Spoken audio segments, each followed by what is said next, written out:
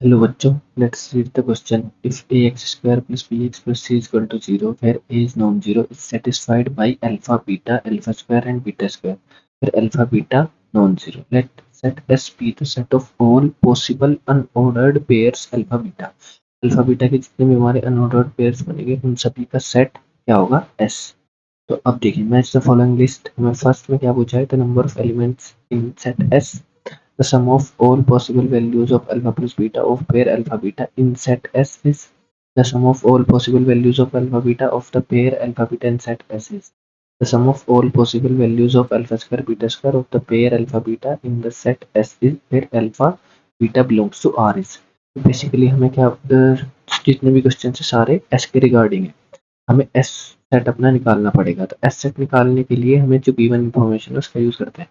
अब देखिए हमें क्या गिवन है, इक्वेशन गिवन है A X square plus B X plus C non zero, जहाँ A is equal to zero, जहाँ ए नॉन जीरो हमारा, और ये सेटिस्फाई, ये जो इक्वेशन है हमारी क्वाड्रेटिक इक्वेशन, इसे कौन कौन सेटिस्फाई कर रहा है, alpha beta alpha square beta square, जहाँ अल्फा बीटा हमारा नॉन जीरो है।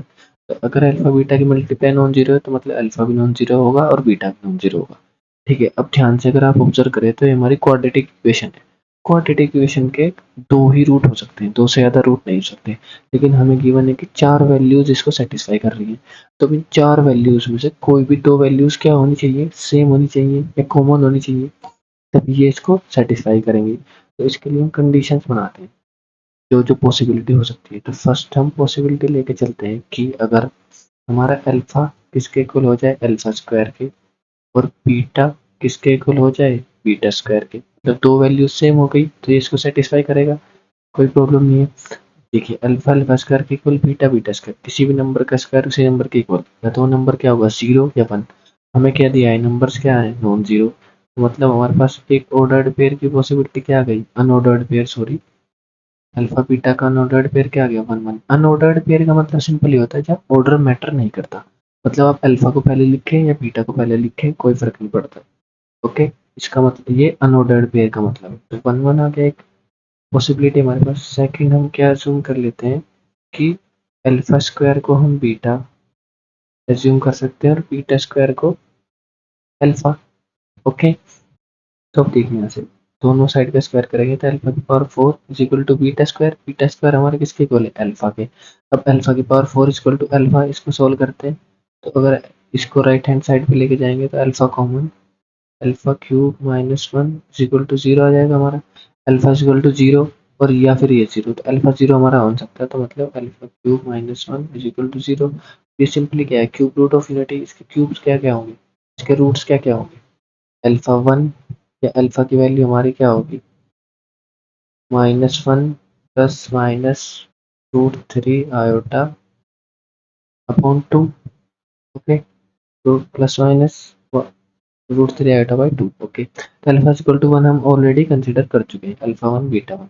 अब ठीक है, अगर इनको हम ओमेगा और ओमेगा स्क्वायर भी बोलते हैं, cube root of unity, omega omega square से भी डिनोट कर सकते हैं। तो देखिए अगर हम अल्फा को ओमेगा लेंगे तो अल्फा स्क्वायर मतलब जो हमारा बीटा है क्या आ जाएगा, हमारा ओमेगा स्क्वायर आ जाएगा। तो हमारे पास एक ऑर्डर्ड पेयर और आ गया अल्फा बीटा का, अनऑर्डर्ड पेयर सॉरी, क्योंकि किसी को भी आगे पीछे लिख सकते हैं, कोई मैटर नहीं करता है।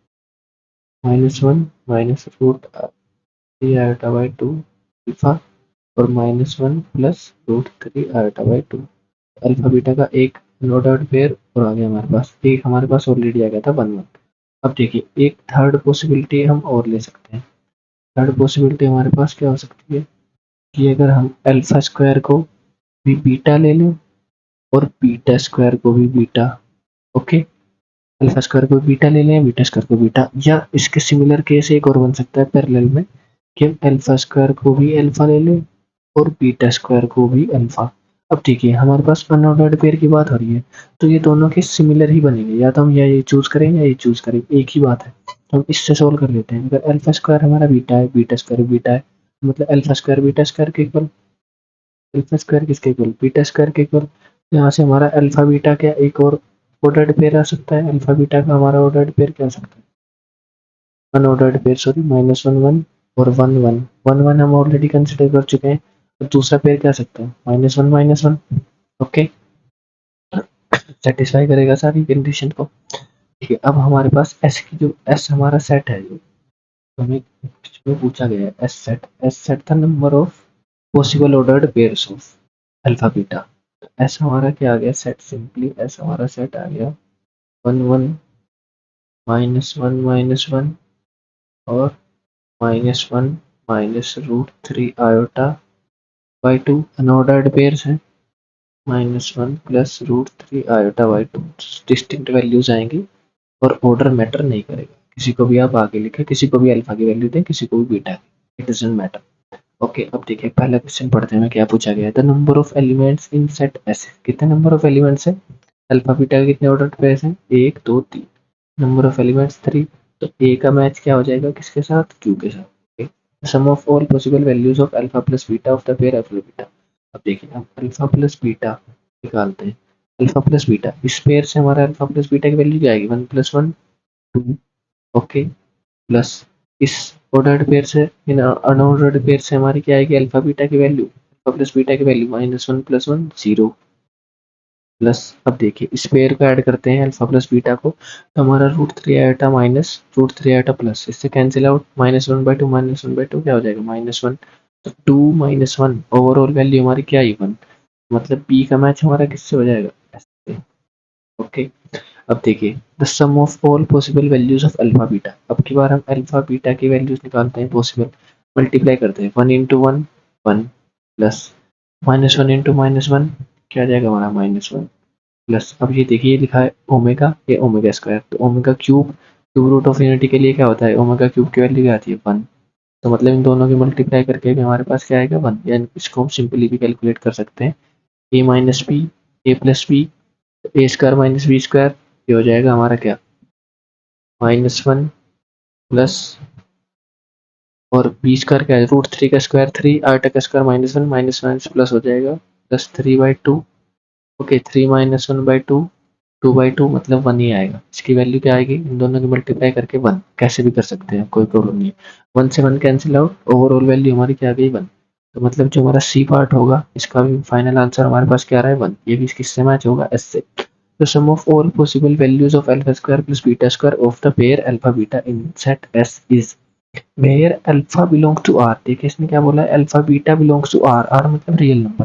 अब देखिए फर्स्ट पेयर भी हमारा रियल नंबर, सेकंड पेयर भी हमारा रियल नंबर से आता है, थर्ड पेयर हमारा क्या है कॉम्प्लेक्स, तो हमें इसको कंसिडर नहीं करना है, हमें alpha square plus beta square की वैल्यू कैलकुलेट करनी है बस सिर्फ रियल पेयर के लिए, तो 1 स्क्वायर प्लस 1 स्क्वायर कितना हो जाएगा 2, प्लस -1 का स्क्वायर भी 1 और 1 का स्क्वायर भी 1, 1 + 1 2, 2 + 2 हमारा फाइनल आंसर क्या आएगा 4, तो alpha square plus beta square क्या आ रहा है हमारा 4, मतलब डी हमारा किससे मैच हो जाएगा आर से। अब देखिए फर्स्ट किससे मैच हो रहा है क्यू से, सेकंड एस से, थर्ड भी एस से, फोर्थ फोर्थ हमारा आर से, तो क्यू एस एस आर, देखिए ऑप्शन 1 में ही गिवन है क्यू एस एस आर, तो ऑप्शन 1 हमारा करेक्ट हो जाएगा, यही हमारा फाइनल आंसर है। I hope you understood it well, thank you.